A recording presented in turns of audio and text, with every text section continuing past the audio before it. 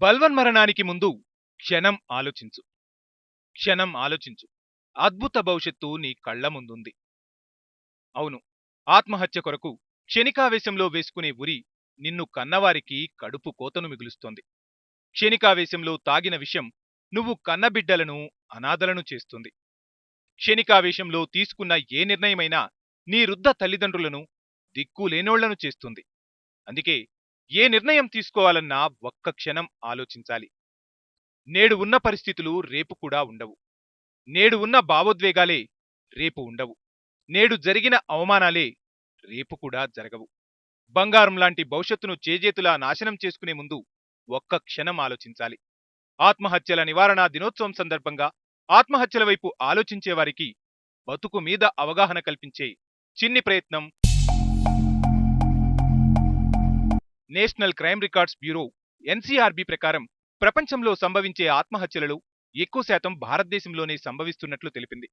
ఆత్మహత్యలు చేసుకునే వారిలో 18 నుంచి 35 మధ్య వయసు వారి సంఖ్య సగానికి పైగా ఉంటుందని WHO తెలుపుతోంది. ఈ గణాంకాలన్నీ తెలిపేవి ఒక్కటే: క్షణికావేశంలో తీసుకునే నిర్ణయాలకు నిండు జీవితాలు బలైపోతున్నాయని. బలవంతపు ఆత్మహత్యల వెనుక ఎన్నో కారణాలు ఉండవచ్చు. 18 నుంచి 35 వారు మధ్య అంటే యువతనే ఉంటారు కాబట్టి ప్రేమ, కుటుంబ పరిస్థితులు, చదువు, ఆర్థిక ఇబ్బందులు, స్నేహితులు, జూదంలో డబ్బులు పోవడం వంటి కారణాలతో బలవంతపు మరణాలు ఉంటున్నాయి. ఒకరు సూసైడ్ చేసుకుంటే దాదాపు దాని ప్రభావం 135 మందిపై ఉంటుందని అమెరికాలో జరిపిన ఒక తాజా అధ్యయనంలో తేలింది. సూసైడ్ చేసుకోవాలని డిసైడ్ అయిన వారిలో లేదా అప్పటికే చేసుకున్న వారిలో మానసిక సమస్యలే ప్రధానంగా ఉన్నట్లు తెలుస్తోంది. ఒక విషయం గురించి ఏదైనా సమస్య వచ్చినా వారు దాన్ని మనసుకు తీసుకుని తీవ్రంగా బాధపడిన క్షణంలో ఇలా ఆత్మహత్య నిర్ణయాలు తీసుకుంటున్నారు. ఒంటరిగా ఉండడానికి ఇష్టపడుతున్నారంటే వాళ్ళు తీవ్రంగా, దీర్ఘంగా ఆలోచిస్తున్నారని అర్థం చేసుకోవచ్చు. మెదడులో సెరోటినాన్ స్థాయిలు తగ్గటం వలన కూడా ఇలాంటి నిర్ణయాలకు ప్రేరేపిస్తాయి. స్కీజోఫ్రీనియా, బైపోలార్ డిజాస్టర్ వంటి సమస్యలు కూడా ఆత్మహత్యల ముప్పును పెంచవచ్చు. ఇలాంటి వారిని గుర్తించి తగిన చికిత్స ఇప్పించుకుంటే వారి నిర్ణయాలు కఠినంగా ఉండే అవకాశం ఉంటుంది. చూడండి, సూసైడ్ చేసుకోవాలి అనుకునే వాళ్ళలో ప్రప్రథమంగా చూస్తే కనుక ఇప్పుడు one of the spouse death కానీ, లేకపోతే మేజర్ అదేంటి ఏదైనా బాగా ఫైనాన్షియల్ డెట్స్లో పడిపోయారని కానీ, ఏదైనా పెద్ద ఆర్గ్యుమెంట్స్ జరుగుతున్నాయి, దేని నుంచి అయితే మనిషి దాని నుంచి బయటపడలేనటువంటి ఒక పరిస్థితి వస్తుంది అన్న ఇది సోషల్గా మీరు చూస్తే కనుక ఓకే, ఎవరైనా ఇప్పుడు లవ్ ఫెయిల్యూర్ అయిపోయిందని కానీ, లేకపోతే ఎగ్జామ్లో ఫెయిల్యూర్ అయిపోయింది కానీ, ఒక క్షణిక ఆవేశంలో ఇంపల్సివ్గా తీసుకునే డెసిషన్స్ కూడా సూసైడ్స్కి చాలా కారణాలుగా అవుతుంటాయి.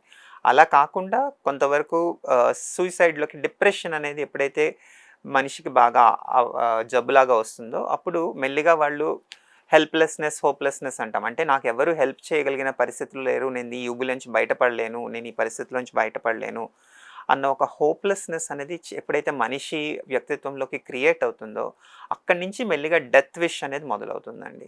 అంటే ఇంకా ఈ ఈ పరిస్థితి నుంచి బయటపడే మార్గం లేదు కాబట్టి దీనికంటే చనిపోవడమే మేలు అన్న ఒక ఆలోచన మొదలవుతుంది. అది ఇంకొంచెం నెక్స్ట్ స్టేజ్కి వెళ్ళేటప్పటికి ఆ డెత్ విష్ కాస్త మెల్లిగా చనిపోతే బాగుండు, ఏం చేసి చనిపోదామన్న ఒక ఆలోచన, ఒక ప్రక్రియ ఎప్పుడైతే స్టార్ట్ అవుతుందో అప్పుడు సూసైడల్ థాట్స్ అనేవి స్టార్ట్ అవుతాయి. సో ఎప్పుడైనా సరే మనిషి బాధలో ఉండడం, ఆ బాధ వల్ల తను హెల్ప్లెస్గా, హోప్లెస్గా ఫీల్ అవ్వడం, ఎవరు నాకు చేయలేరు సహాయం, ఆ తర్వాత మెల్లిగా ఈ సూసైడ్ ఆలోచనలు అనేవి మొదలవుతాయండి. ఇది యూజువల్ ప్రక్రియ. ఆత్మహత్యకు సిద్ధపడిన వారి ప్రవర్తనలో మార్పులు స్పష్టంగా కనిపిస్తాయి. ఒంటరిగా ఉండడానికి ఇష్టపడడం, స్నేహితులు, బంధువులకు దూరంగా ఉండడం, పండగలు, వివాహాలకు దూరంగా ఉండడం, ఏదో దీర్ఘంగా డైరీలో రాస్తున్నట్లు అనిపించడం, కళ్లలో ఎప్పుడు చూసినా నీళ్లు తిరిగినట్లుగా అనిపించడం, ఫోన్స్లో ఒంటరి అని ఫీల్ అయ్యే మెసేజ్ పంపడం, చుట్టుపక్కల వారితో బతకాలనిపించడం లేదు అని చెప్పడం, చనిపోయిన వారి గురించి సెర్చ్ చేయడం, తమ ఆస్తుల గురించి వాకప్ చేయడం, అప్పులు ఇచ్చిన వారికి కాల్స్ చేసి క్షమించమనడం, తాము ఇష్టంగా చూసుకునే వస్తువులను వేరే వాళ్లకు అప్పగించడం, లైంగిక వేధింపులు, గృహహింస వంటి వాటికి గురికావడం, ఒకే వస్తువును దీర్ఘంగా చూడడం వంటివి ఆత్మహత్య చేసుకోబోయే వారిలో కనిపించే లక్షణాలు. మనకున్నది ఒకటే జీవితం. ఈ జీవితంలో మనం ఎన్ని ఒడిదుడుకులు వచ్చినా కూడా దాన్ని తట్టుకుంటూ ముందుకు వెళ్ళాలి. ఐదర్ ఫెయిల్యూర్ అన్నా కానీ సక్సెస్ అవ్వని, కానీ దాన్ని తట్టుకుంటూ ముందుకు వెళ్ళినప్పుడే మనం ఏదైనా సాధించగలుగుతాము. ఇది ఇట్లాంటి లక్షణాలు మనము చాలా మటుకు కొన్ని కొన్ని ఏజ్ గ్రూప్స్‌లో, కొన్ని కొన్ని సిట్యుయేషన్స్‌లో చూస్తాము.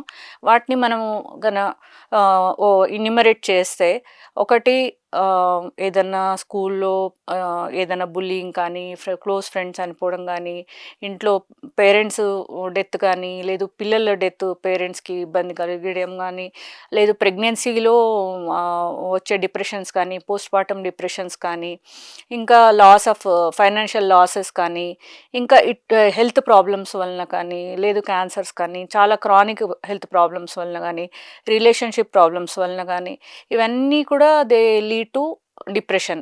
ఈ డిప్రెషన్ ఒక్కోసారి it will lead to suicidal attempts అనమాట. ఒక్కోసారి పేరెంట్స్‌కి మేము బర్డన్ లాగా అని కూడా అనుకుంటారు పిల్లలు.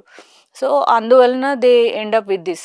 ఈ టైంలో ఏం చేయాలంటే they have to recognise what are the signs and symptoms of that will lead to suicide. Depression వస్తుంది, మనకి ఈ సిమ్టమ్స్ ఉన్నాయి అన్నప్పుడు వాళ్ళు తప్పకుండా కొంచెము దగ్గరున్న వాళ్ళు, ఫ్యామిలీ మెంబర్స్ కానీ, ఫ్రెండ్స్ కానీ రికగ్నైజ్ చేయడానికి కొన్ని టిప్స్ నేను చెప్తున్నాను. ఒకటి, దే ఫీల్ లో, ఎప్పుడు ఏదో కోల్పోయినట్టుగా ఉండడము. తర్వాత ఇంట్రెస్ట్ ఉన్న యాక్టివిటీస్‌లో ఇంట్రెస్ట్ డాన్స్ అంటే ఇంట్రెస్ట్ అనుకోండి, డాన్స్ మీద ఇంట్రెస్ట్ లేకపోవడం. 10 మందితో కలిసి మాట్లాడేవాళ్ళు ఇంతకు ముందులాగా మాట్లాడకుండా లోన్లీగా ఉండడము, సోషలైజింగ్ తగ్గించడము, వేరే వాళ్ళ కాల్స్ తీసుకోకుండా ఒక్కరే స్పెండ్ చేయడము, తర్వాత సరిగ్గా తినకపోవడము, లేదా ఎక్కువ తినడము, స్లీపు, తర్వాత డైట్‌లో చాలా చేంజెస్ ఉంటాయి. బిహేవియర్ చేంజెస్ కూడా చాలా ఉంటాయి. కొంతమంది అగ్రెసివ్ ఉంటారు. కేర్‌లెస్‌గా డ్రైవ్ చేయడం కూడా ఉంటుంది కొంతమందిలో చూస్తాం. కొంతమంది ఏంటంటే విల్స్ కూడా రాసేసి వాళ్ళు ఎవరికైతే ఏ వస్తువులు ఇయ్యాలనుకుంటారో అవన్నీ ఇచ్చేసి వాళ్ళు ప్లాన్ చేసుకుంటారు. ఇంకోటి, ఈ ఫోన్స్‌లో కానీ, ఇంటర్నెట్‌లో కానీ సెర్చ్ చేసుకుంటారు కొంతమంది హౌ టు ఇది అని.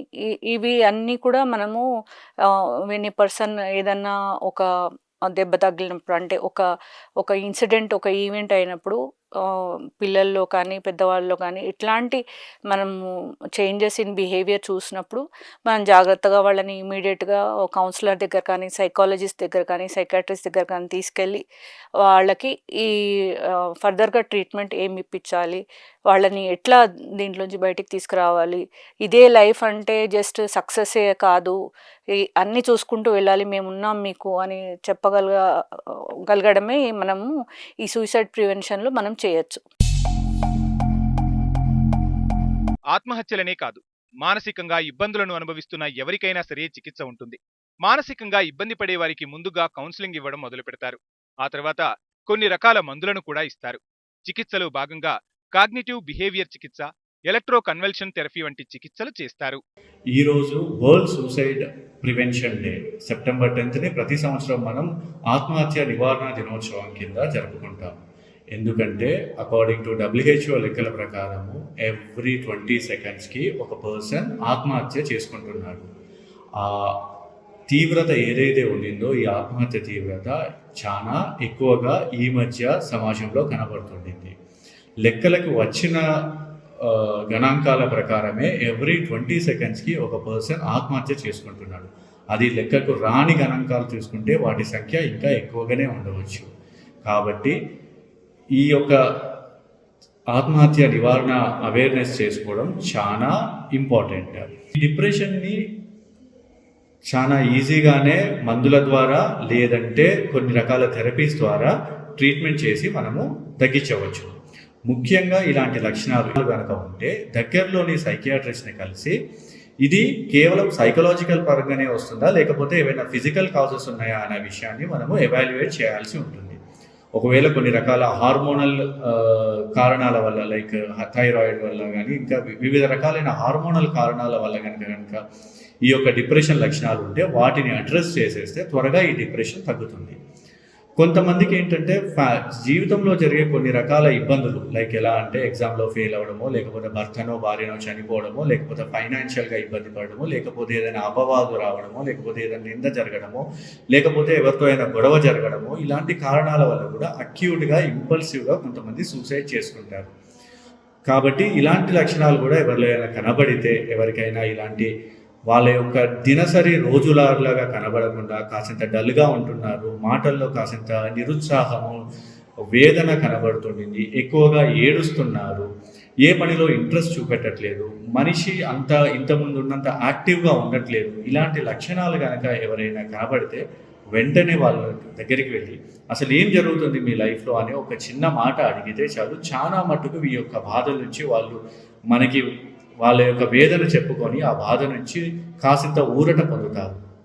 ఒకవేళ గనక ఈ లక్షణాలు చాలా ఎక్కువగా ఉంటే దగ్గరలో ఉన్న సైకియాట్రిస్ట్‌ని కలవండి. సైకియాట్రిస్ట్ జనరల్‌గా అసెస్ చేసి ఇంతకుముందు చెప్పినట్టు ఫిజికల్ కాజెస్ ఏమైనా ఉన్నాయా? లేకపోతే ప్యూర్‌లీ సైకలాజికలేనా అని అసెస్ చేసి ఒకవేళ ఫిజికల్ కాజెస్ ఉంటే దానికి ట్రీట్మెంట్ ఇప్పిస్తారు. లేదు సైకలాజికల్ కాజెస్ ఉంటే సైకలాజికల్‌గా కొన్ని యాంటీ డిప్రెసెంట్ మెడికేషన్, కొన్ని మూడ్ స్టెబిలైజర్ మెడికేషన్, కొన్ని యాంటీ సూసైడల్ మెడికేషన్ టాబ్లెట్స్ ఉంటవి. వీటిని రెగ్యులర్‌గా వాడితే ఒక 2-3 మంత్స్ రెగ్యులర్‌గా వాడాల్సి ఉంటుంది. వాడితే ఈ యొక్క థాట్ ప్రాసెస్ నుంచి దూరం అవుతారు.